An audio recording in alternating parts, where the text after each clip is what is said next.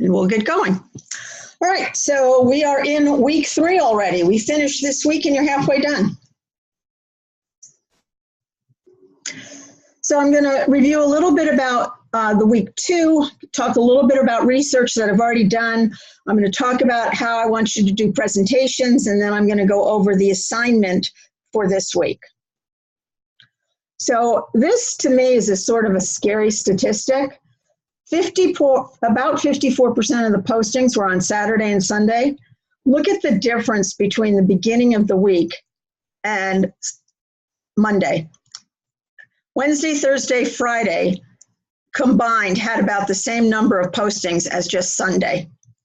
And my question is why? Why do people wait till the last day of the week to do most of the work? I just don't understand that at all. I'm not going to ask you to answer the question for me. And guys, if you want to, just turn on your microphone if you have a question and want me to stop. All right, so the reason I think early birds are better is they can earn all the participation points early in the week. They tend to achieve higher grades on assignments, and both of you did really well on the assignment this week. They submit assignments on time. They decrease their stress, and if they happen to get a U flag, which means you didn't earn the points, you have time to turn it into an S. If you wait until Monday to do all the postings, I might not see your posting until Tuesday morning, and too late. The week is over. Participate early in the week. Make sure you, oh, who is calling me? Okay. Use citation and references and use the proper format. I've asked for about 250 words for initial and 100 words for your follow-up. This week there are 4 video questions, and the video cannot be your only source as an answer to your question. Engage with others and use acceptable sources. Unacceptable sources are things like blogs, site selling services, and there's a lot of websites that just aren't very good websites. They look okay, but they're not. I have a quick question on that. Sure. So I made a post today where I actually referenced it was like a communication styles website. So it was a website that I had used in the past, but it does sell kind of like the tests and quiz and things like that. But I also referenced our textbook.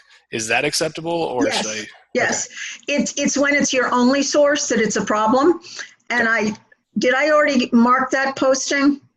I'm not sure. I didn't. Okay. I just posted it probably about an hour or so ago. No, then I haven't seen it yet.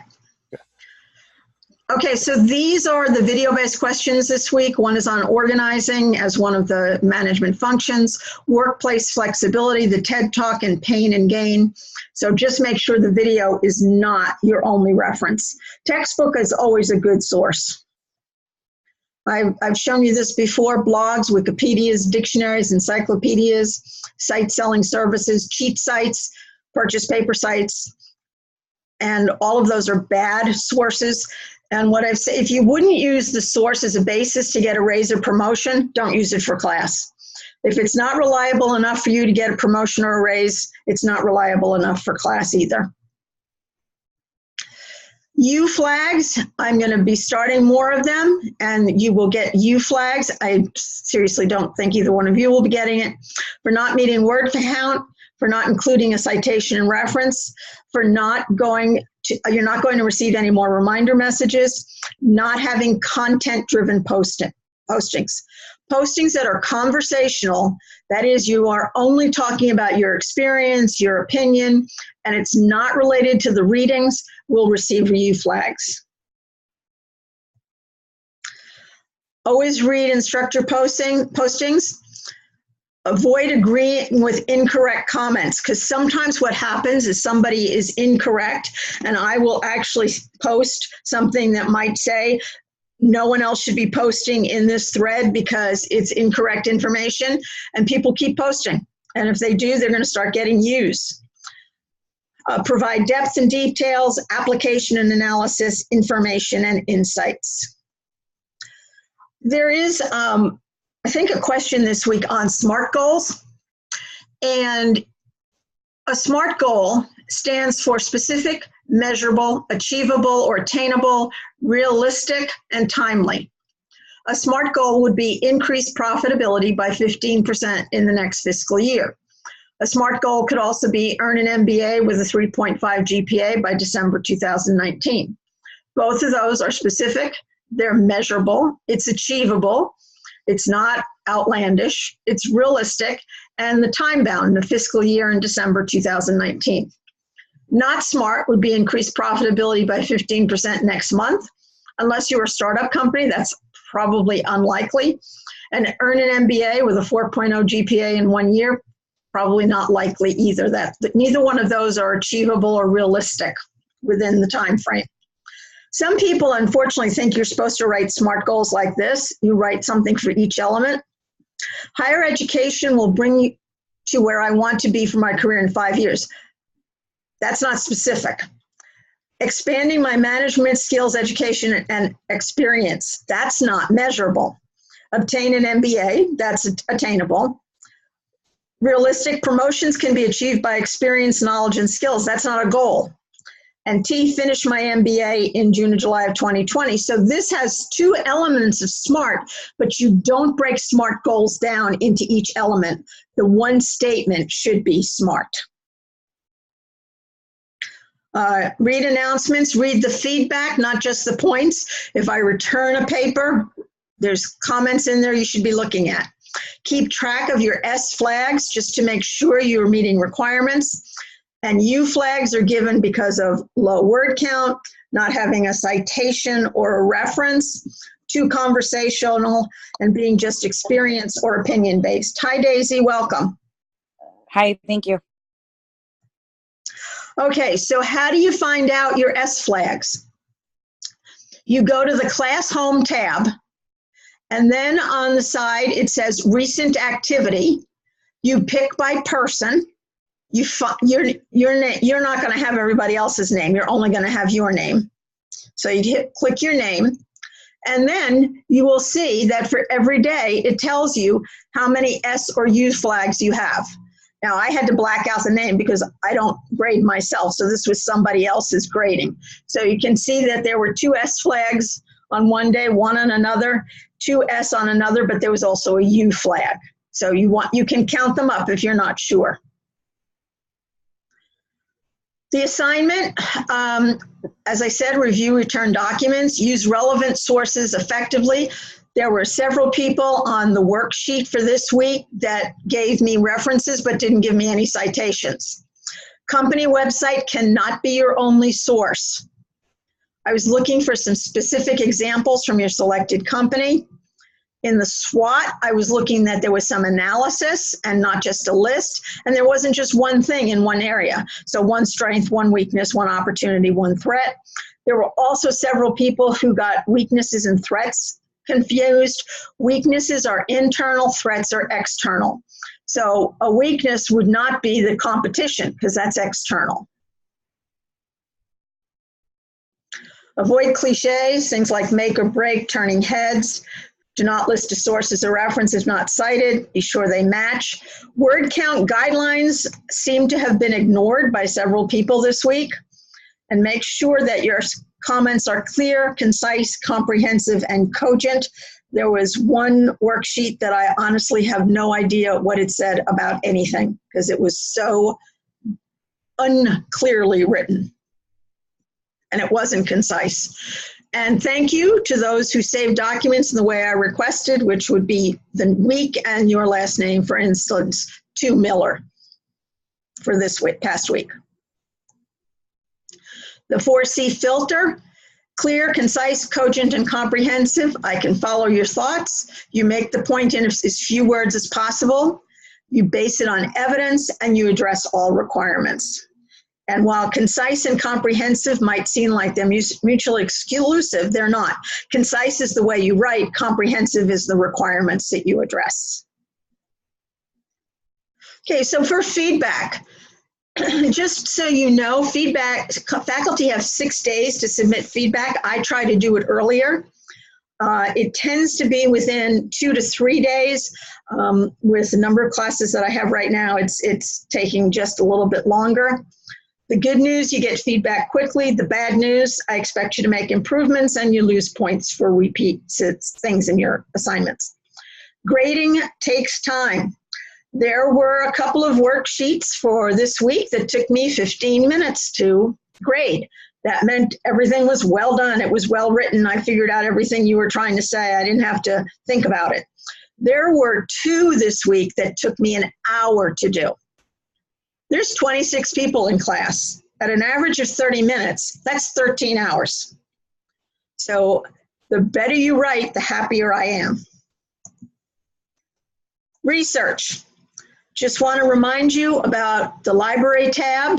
You go to the library tab at the top. You can see I highlighted in yellow. You then go to University Library. You go to ProQuest or BESCO Host. Both are good. I personally prefer BESCO Host because it gives you abstracts. ProQuest only gives you the title of the article. And I think I can figure out more if I see the abstract than just the title. I'm not saying you shouldn't use ProQuest. It's a great database, but I just prefer a BESCO Host. I then type in the key thing, and for this week on the PowerPoint, it's got really about culture. So I typed in culture, and then I do an advanced search.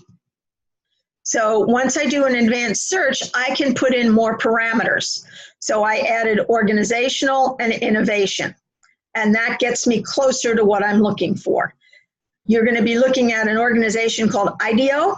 There's a lot of articles out there about IDEO. You could put them into one of the search boxes if you wanted.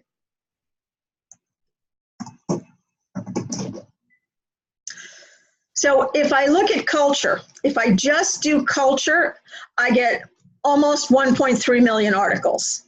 If I add culture, organization, and innovation, I get down to a little under 9,000 articles. If I do organizational culture, innovation, and IDEO, I get down to 4 articles. I think 4 is a lot more manageable than 1.3 million. And I know nobody's going to look at all 1.3 million articles. I've told you about the databases. All right, so here is something from ProQuest. This is when I looked at the almost 9,000 articles, and you can see an abstract. It tells you a little bit about the article. Now, if you look over to the left, there's some boxes you can check. I always check full text because that way I can get the full article. You can see underneath all the yellow, it says PDF full text. You do not need to check scholarly or peer-reviewed. I have not requested peer-reviewed articles in this class. You will find it in future classes that it is a requirement, so you know that box is there that you can check it. You can also use Google Scholar. I typed in organizational culture. You can see I only highlighted articles. I don't want case law. And you can see off to the side on the left, I can pick a date, and there's 2.8 million articles. And you can cut it down further. If you just put since 2018, you'd get it way down. And as a good benchmark, try to use articles that are less than 10 years old. I had someone this week that their newest article was 1999.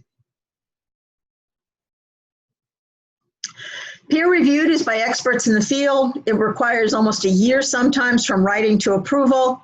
It's usually based on empirical research. It's harder to read and it's longer, so if I'm not requiring it, I don't know why you do it. Business journal articles are easier to read. They're more up to date. I think they're more helpful for papers. They're more accessible through the UOP library, as well as you can use journal websites. Those are great sites to use. And for the most part, most journals will let you access the most recent issue, even if you're not a subscriber. By the way, Wall Street Journal, if you go in tomorrow morning, tomorrow's Wall Street Journal will be there. It is always there on the day of publication, which is just amazing. All right, so now I'm going to sort of do a slide presentation on how to do slides. So I'm going to be talking about what I'm expecting you to do, and then Note, this is a title slide, and notes to you are in a red font. The actual presentation is not in red other than, I think, the headings. So first thing is you want to use a template. This is just a general Microsoft Office template. There's lots of them out there. Pick one that you like. Sometimes I like to start actually and end presentations with a quote. A study finds that 96% of executives experience some anxiety about public speaking, and fear of public speaking can interfere with advancement. There's my quote. You can see my citation is at the bottom. And because my citation is after the quote, it means that the entire slide is for that citation. Now, you're going to have a choice, but one of the things that you can do is you can just put your citation in note pages. You don't have to put it on the slide. You can put it in note pages.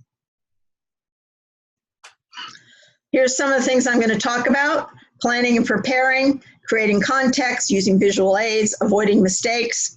Now, here are the notes. Use a light background. Do not use a dark background. I know lots of people like to use a dark background, but dark backgrounds give you less opportunity for making the slides more visually appealing. The reality is the only time dark backgrounds work better is if you are presenting in a large room. You're not going to be presenting in a large room, so dark backgrounds are not the best thing to use. There's something called first word consistency. You can see my first words are all ing words or gerunds: planning, creating, using, avoiding, ending. This does not mean that every slide is going to all be ing words, but it means whatever I start the slide with, I'm going to carry through on first word consistency. I'm also not using words like the, a, and that. I'm not saying creating the content, ending the presentation. Those words are not necessary in bullet points. The most effective presentations are a combination of text and illustrations. Using all text can be boring, while using all pictures makes it harder for the person who's listening to the presentation to follow it. So you want a combination. If you have to make one smaller, make the picture smaller rather than the text smaller. Don't make the text so it's not readable.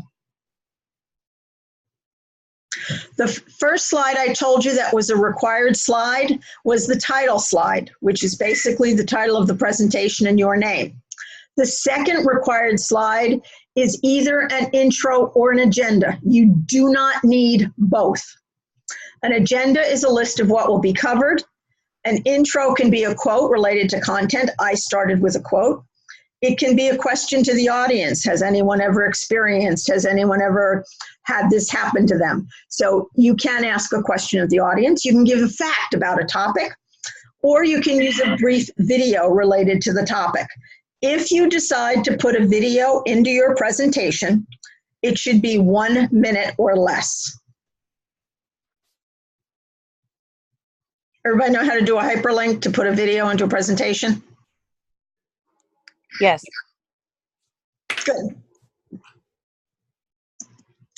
Okay, so again, I want to point out a couple of things to you here. Notice rather than putting a heading of planning, I put an illustration in here. And I use Google Docs, Google Images rather, all the time for images. I don't reference them. You don't have to. So on this particular slide, I'm using all verbs: establish, organize, prepare, estimate. You do not want to go below a 20-point font on text. It's okay for graphs and charts, but anytime you use text, it should be at least a 20 point. I think this one's a 24. But it's important, and I said to you earlier, that if you have a choice of making the picture smaller or the font smaller, make sure the font is at least a 20-point font. Because if you were actually doing a presentation, if it goes below 20-point font, people can't read it. All right, so here's one way of doing an intro. You want to arouse interest. You could use quotes, share facts, ask a question. I have a couple of notes here. This is a sub-bullet. I know it's a sub-bullet because it's indented. And again, I've used first word consistency, arouse, use, share, ask, build, preview. You do not have to use sub-bullets. If you use them, use at least 2. I used 3 here. Clip art is something that you really don't want to use on content slides. You could use it as a transition slide. You can put it on a non-content slide. This is just sort of a transition slide, which is what you don't want people to do during your presentation. Prepare. You want to make sure all your ideas are connected, that you use your visuals effectively, that you maintain audience interest, that you limit the number of points on a slide, and that you focus on content requirements. Here's another slide rule, the rule of 6, which means 6 words per slide and 6 lines per slide. Notice I have 6 lines here, and the most I have is 3 words. This does not mean that it has to be 6 words and 6 lines. It's not 36 words on a slide. That should be maximum. If I were doing a presentation on Snow White and the 7 Dwarfs, I would list all 7 on one slide because it's 1 word. Similar if I was doing the 7 Wonders of the Ancient World. But for the most part, you want to try to limit to 6. If you have 8 bullets, then you might want to go to 2 slides to do it. And certainly if you've got 10 bullets, you want to go to 2 slides. Relate to the audience needs. Use clear, vivid language, tie unknown ideas to known ideas. Get the audience involved if you can. The citation here is at the end of a line, which means it just means it's for that bullet. Citation can be in a smaller font. Most people don't care about the citation, so if it's below 20 points, it's okay. You don't want to make it a 12 though, because that's unreadable. It's not what you tell them, it's what they hear. Anybody know who Red Auerbach is? Anybody a New Englander? He was the coach and general manager for the Boston Celtics when they were at their height. Note that I'm using a dark color font for text. I don't know if you noticed this, but there were no periods after any of the bullet points. Bullets are not sentences. They don't need periods. Here I've used a darker font for the keep thing, and I put his name in a different color font. Here's the rule of 6 again. 6 words per line, 6 lines per slides, 1 idea per slides. This is critical. Slides are not a paper in PowerPoint that you write in brief bullets. You do not write in sentences and paragraphs. The only sentence you might have is a quote. You would never have a paragraph, and you might have a full sentence for somebody's vision or mission statement. That's it. Other than that, you shouldn't have sentences and paragraphs. It is not a paper put into slides. You want to keep it visually appealing. You want to keep it simple. Use your bullets for your main points. Avoid unnecessary clip art and animation. Animation is something you shouldn't do at all in these presentations. The only time I usually tend to use it is in a longer presentation. You might want to leave time for audience to read something. Now, sans serif font. There's no font called sans serif. Sans serif is a type of font. Sans serif fonts are cleaner. The lines are simple, they're not squiggly, and they tend to be a bolder font. This font is Comic Sans. Arial, Tahoma, Verdana are all good fonts for slides. Times New Roman is a serif font. Great for papers, bad for slides. Now, look at the difference between the serif and sans serif fonts. Hopefully you can see that the sans serif fonts are bolder, they're cleaner. The serif fonts tend to be a little bit fancier. Look how light Bradley Hand is. I mean, that's just not a good font for slides. The Times New Roman and the Baskerville Old Face are pretty similar. They get those squiggly lines in them that make them harder to read. So use a sans serif font. And you can see on the list, there's at least 3 of them have sans in the name. Only capitalize the first word. Some people like to capitalize every single word in a bullet point, and that's not appropriate. Find an interesting template. Avoid one sub-bullet. Keep your slides simple and easy to read, and do not write in all caps. It's not email. It's not about shouting. It's about that your eye can read upper and lower case easier than you can read all caps, and I'm going to illustrate that for you right now. I guarantee you that you can read this paragraph despite the fact that every single word just about is misspelled except the little words. See if you can read it. I'm going to give you a minute.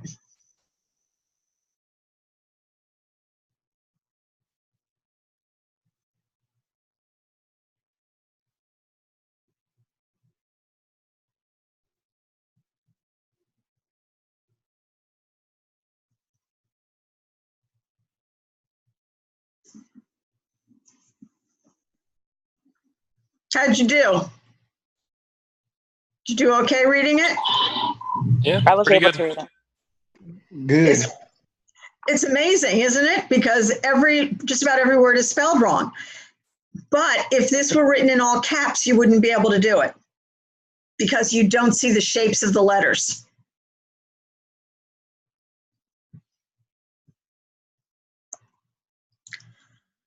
Focus on ideas, not on your slides. You want to use clip art appropriately. Don't overuse it. Only use it if it enhances the point, and using it on non-content slides is much better. Good presenters are storytellers. We tend to remember things more when it's told to us as a story than we remember it if somebody just tells us some facts and information. Here are the top 12 fears: ghosts, clowns, darkness, zombies, strangers, flying, claustrophobia, blood, needles, drowning, bugs, snakes, and other animals, heights, and public speaking is number 1. If public speaking is one of your fears, being in an online class is going to be a little more challenging to get over it. So I suggest that you put a voiceover in your slides, and I'll be getting to that in just a minute. If you have anxiety about presentations, about speaking, practice, practice, practice. Write your presentation out in bullets. Do not write out a script. If you write out a script, you will want to read the script. And if you read to people, they will become bored much more quickly than if you speak to them. Don't tell jokes, but if you can use humor, that can be effective. Be the little engine that could. I think I can, I think I can, I know I can. And avoid being Chicken Little, who was always running around saying the sky is falling. One of the things that I suggest that people sometimes do before doing a presentation is what's called power poses. That pumps up your own energy. And there's basically 2 power poses. One I call the Wonder Woman pose. They call it the alpha pose. And the other is the winner, where you lift your arms like you just scored a touchdown or a field goal, or I guess a goal in soccer. These power poses, if you can do before you have to do a presentation, you will do a much better presentation. And if you tell yourself that you're going to do a great presentation, you're more likely to do it. And if you power pose, that's going to help too. I love this quote from Henry Ford: whether you think you can or think you can't, you're usually right. So if you think you can't do something, you can't. If you think you can, you will.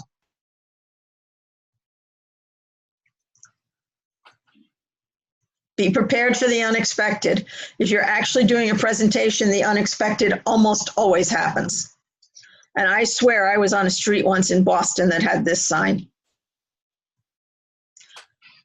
Best practices. All right, here are your required slides. Your title, which is the name of the presentation and the people presenting it. In this case, it's just going to be your name. Intro or an agenda, you do not need both.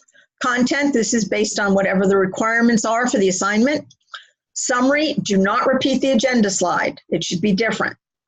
Question, this is for the audience to see if they have any questions, because it's always better to end a presentation with, are there any questions, than I'm done. That's it. I don't have anything else. And then you want your reference slide, which should be in APA format. Highly recommended in anything that you do, whether it's a paper, a presentation, your discussion boards. Use AID, application and analysis, information and insights, depth and details, explanations and examples. The deepest sin is believing without evidence. This is why you need references. And the biggest problem in communication is the illusion that it has taken place, which is why I always check in to see if anybody has any questions, because I can't assume just because I said it, you got it. Include the required slides, follow the slide guidelines. Avoid sentences, paragraphs, follow the rule of 6. Use first word consistency. So if the first bullet starts with a verb, they all start with a verb. If the first bullet starts with a noun, they all start with a noun. If the first one starts with a question, who, what, where, when, all of them do. Capitalize only the first word. Avoid all caps. Use charts, graphs, and photos, not clip art. Provide enough information on your slides that help you to present, know what you want to say without notes, and allow the audience to follow along. When I do presentations in classrooms, students are not allowed to have notes. Some of them freak out, but when they have notes, they read notes. And if you read, you lose your audience. Reminders. Summarize your key points, state actions as verbs, end on a positive note, and ask for questions. Here's a couple of different ways to summarize. Slide presentations are easy if you remember your P's and C's. Plan, prepare, practice, perform. Be clear, compelling, captivating, and confident. Okay, so effective presentations. Content, address all the requirements with depth and details. Analyze over report, share insights, make recommendations, and use appropriate sources. The actual presentation, you're going to be adding detailed voiceover. If you can't do voiceover, do speaker notes. Another thing you can do is you can record like I'm doing now, record on Skype or Zoom. Both of them you can set up accounts for free. University of Phoenix has a Skype account. You can just use that. And after you finish recording it, you create a YouTube video. It's so simple, I can do it. Follow the slide guidelines, include the required slides. Do not just read slides or repeat bullets, and do not read. All right, so IDEO culture. This is your assignment. You're discussing the IDEO culture. IDEO is a fascinating organization. They are the company that does more new product design ideas than almost any other company. There's a magazine called Fast Company, and they do awards every year for the best new designs. And IDEO has, I don't think I've ever seen the list without at least one product by IDEO, and there's often several. IDEO is the one who actually created the first mouse for Apple. There are several videos about IDEO that are available. There's articles, there's lots of information about them. They really are an interesting company, and I think you'll enjoy finding out about them. This is one of my favorite stories about IDEO. There was a woman who was in her 90s. All of her life, she wanted to be an engineer, and you know, she was born at a time when women were not only couldn't be engineers, they were told they couldn't go to college. Well, she went to college, but she still wasn't allowed to be an engineer. At 90-something years old, IDEO hired her to be an engineer. She came one day a week to work on 2 buses, and she was as happy as she had ever been. And she just loved going to work for them. She loved that they let her do what she wanted to do. And I think what a great culture that you bring a 90-year-old woman in to help you with designing products. You want to identify the culture at your organization. Recommend whether or not the IDEO culture would fit your organization. IDEO is unique. It doesn't fit every culture. Lots of organizations could not operate the way IDEO does. The other thing I love about IDEO is on their project teams, they have people who study to be doctors, anthropologists, social workers. People just come from unique backgrounds that you would not expect them to be working on product development. One of the interesting videos that you might want to take a look at, it's called Deep Dive. It was broadcast on ABC many years ago, but it's a really good video. It's about how they tried to redesign a shopping cart. And I've actually used their redesigned shopping cart. It's fabulous. Determine what your organization would need to do if they were going to implement IDEO's culture. I've already said all this. Slide guidelines, required slides. Make sure you have a balance of text and graphics. Use the textbook and at least one business journal article, and add voiceover, detailed speaker notes, or you could do a video, as I said, on Zoom or Skype. Here's the way you add voiceover right into your slides. You can see at the top, I have it in the slides in the design mode. You see I highlighted the insert button on the left, and then on the right you can see where it says audio, and you would insert audio. It goes onto each slide.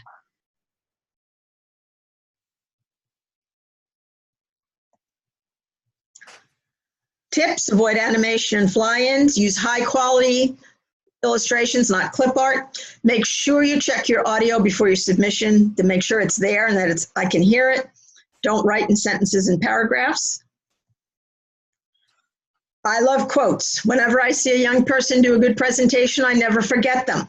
The opposite is also true. Jack Welch, who's often was the CEO of GE for the latter part of the 20th century and is often considered probably the best CEO of the later part of the 20th century.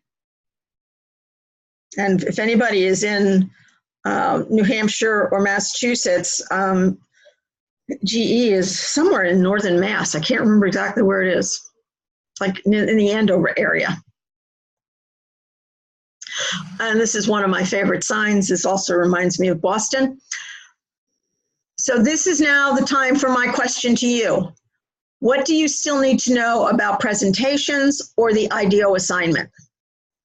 So you can turn on your microphones now. You have questions? I have two questions. The first question is in the requirements for this, it states 7 to 10 slides. Is that just 7 to 10 content slides, or are you saying the entire slide deck? Content, 7 to 10 content. Okay, and then second question, for that recording audio in PowerPoint, do you just record the audio of that one slide at a time, or is that recording the entire presentation? You do one slide at a time. If you decide to use Zoom or Skype, you record it all at once. Okay. And just change the slides like I've been doing. All right, thank you. And just do the one that works better for you. Excuse me, it doesn't matter to me.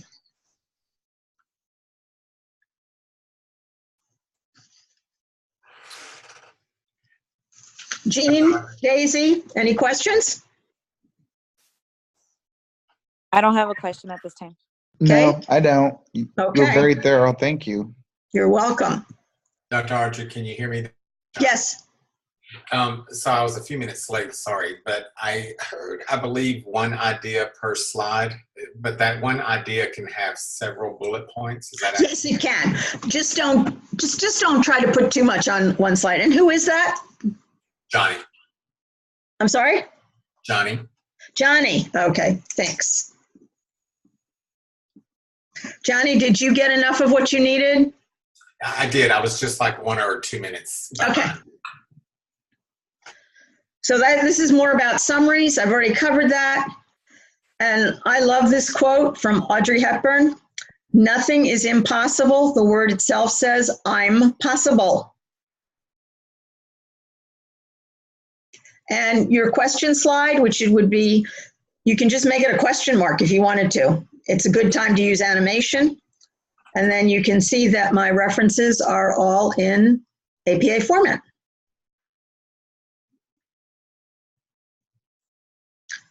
So I'm going to go back and going to get rid of this sharing.